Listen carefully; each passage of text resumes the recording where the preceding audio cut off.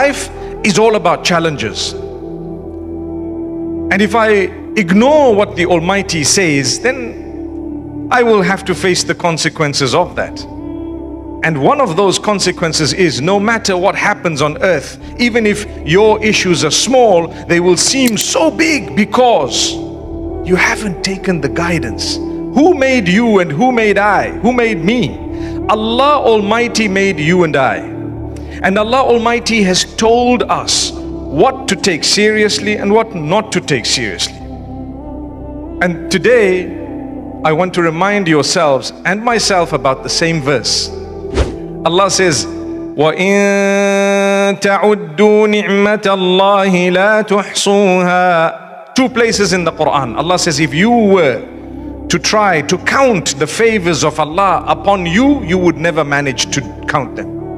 If you were to count the favors of Allah upon you, you would never manage to count them.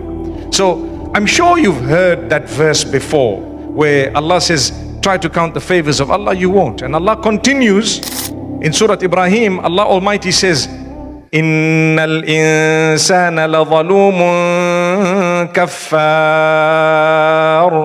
Indeed, man is not only oppressive, but he is very ungrateful.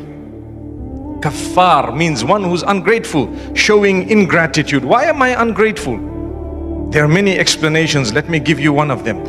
In these verses, Allah's telling you about His favors upon you, then He says, but man is ungrateful because we concentrate on those things we don't have.